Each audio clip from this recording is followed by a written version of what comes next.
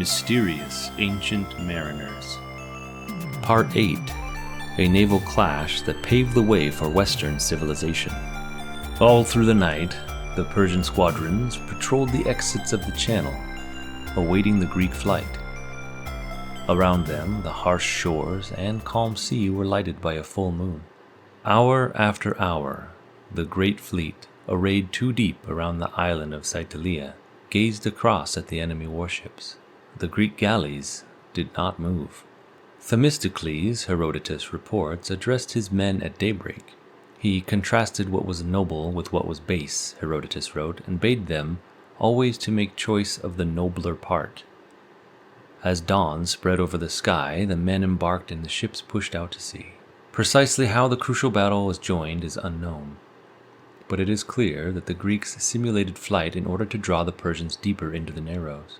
The Corinthian squadron of 50 made a feint to the north, and the whole Greek fleet, wrote Herodotus, began to backwater. Momentarily, it must have seemed to the Persians that the Greeks were indeed starting to flee.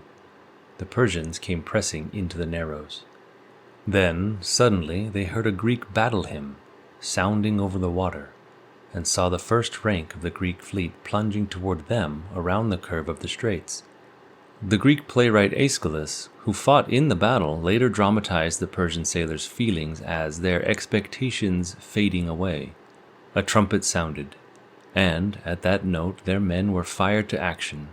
With measured beat the oars all fell together, sweeping the foam back at one command, and soon they were all clearly visible. First their right wing, advancing in close order and well aligned. Next, the main fleet stood out against us. The Persians, who had thought to trap the enemy inside the straits, were instead blundering into their own trap. The two fleets came at each other on converging course, just inside the narrow passage off Agios Georgios Island, east of Salamis. On the Greeks' right was the commander-in-chief Eurybiades, with the contingents from the Peloponnesus. The whole center and left were occupied by the Athenians, 200 galleys under Themistocles, filled with men burning to liberate their city and their people. A light south wind played over the straits, fanning the backs of the citizen rowers as they thrust their ships over the smooth sea. On the Persian right, the Phoenicians were pushing ahead of the center in their fast, high-decked galleys. On the left rode the Persians' Ionian confederates, while in the center went a heterogeneous mass of other peoples, squadron by squadron, chanting their own individual war songs. The Persians streamed through the channel where it bent west in a jagged curve, and in these narrowing waters their ships jostled, congested, and began to lose formation.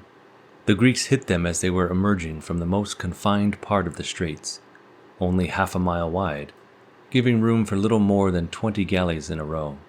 The Athenian line crunched into the advancing Phoenicians, enveloping them in a noose of bronze. The usually fast Phoenician ships, unable to deploy, were crushed, one behind another, between the Greeks and the mainland. At the same time, on the Greek right, the galleys from the Peloponnesus and the nearby city-state of Aegina smashed their prows into the flank of the Ionians before the Persian mass could extend its front into a widening channel. On one side, the island of Salamis was filled with Greek women and children. On the other, at the foot of Mount Aigalios on the mainland, seated on a golden throne and surrounded by nervous staff officers and obsequious secretaries, Xerxes watched the battle with mounting fury. Below him, spread like a model on a glassy sea, raged the conflict that could dissolve his visions of a European empire. Instead of fighting open sea battle, in which numbers would decide the outcome, his ships were being picked off in segments as they filed out of the narrow pass into the strait. The weight of numbers he had counted on was now in favor of the Greeks, who were thrusting their entire force against the emerging units of the Persian vanguard. The Athenian and Aeginetan ships had been the first to strike. Lycomedes of Athens sheared away the figurehead of the Phoenician galley opposing him. The Athenian captain, Hymenaeus, sent his galley straight for the huge Phoenician flagship, became locked with it beak to beak, and then proceeded a general boarding action as other Greek ships drove to his aid. As each Persian war galley emerged from the narrow passageway, It was attacked by a Greek vessel, and what had been a disciplined line of assault was now an every-man-for-himself melee. Dully gleaming rams crashed into hulls, bringing galleys to a shuddering halt and splintering their rows of oars, while marines hacked at one another from the bows and storms of arrows burst around the bulwarks. Sometimes a galley drove deeper into a group of enemy ships and faced a tempest of missiles from either side. Soon the bronze-clad Greeks began to gain the upper hand.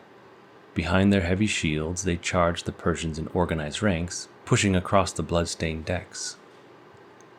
Persian archers fired desperately at the plumed and metallic assailants, but the Greeks continued to hack a path through the thinly armored enemy. As morning wore on, the light south wind sharpened. The choppy swell running through the straits increased the Persians' disorder. The high-decked Phoenician ships rolled and fell afoul of one another, shearing away whole banks of oars and gashing one another's bulwarks with their prows. The low Athenian galleys, striking at them from less confined waters, still held their orderly crescent. Finally, the Phoenicians broke. The first line, backing out of combat, clashed with the fresher ships pushing up behind it, and threw the whole wing into a chaos. On the Persian left, the Greek confederates of Xerxes were locked in a battle with the Peloponnesians. Their contest was hard and equal, but the collapse of the Phoenicians on the Persian right exerted an unbearable pressure on the left as well as the center. One by one, the king's squadrons began to disintegrate and flee. They had lost not only many fighting shipmates, but many of their leaders as well. The Greeks, realizing that victory could be at hand, pressed against the wounded fleet with merciless fury and coordination. While the Athenians fell upon the enemy vessels running for shore, the Aeginetan flotilla mopped up those trying to escape back through the channel. Democritus, captain of a galley from the island of Naxos, alone took 5 Persian ships, and Polycritus of Aegina rammed the Phoenician ship that had captured the heroic Pythias 7 weeks previously. At this point, Artemisia, queen of Halicarnassus, tried to extricate her galley from the splintering Persian line. She was well aware that the Athenians, resentful of a woman bearing arms against them, had put a heavy price on her capture. Hemmed in by supporting Persian ships and attacked directly by Aemenius' trireme, she spun about and rammed the nearest galley in her path. It was one of the Persian ships, and its crewmen were all drowned. But the accident deceived Aemenius, who took the queen's warship for that of a Greek or Persian deserter, and turned away, permitting her to escape. Xerxes' staff, from their distance on the hilltop, also assumed that the sinking ship was that of an enemy. "Seest thou, master, how well Artemisia fights?" asked one of them, "and how she just now sunk the ship of an enemy."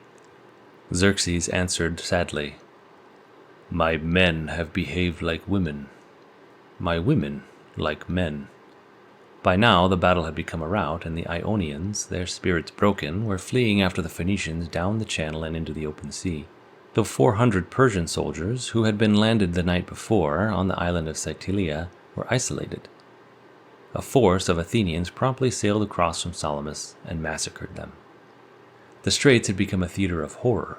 Half-sunken hulks drifted like ghost ships among a flotsam of corpses and broken spars.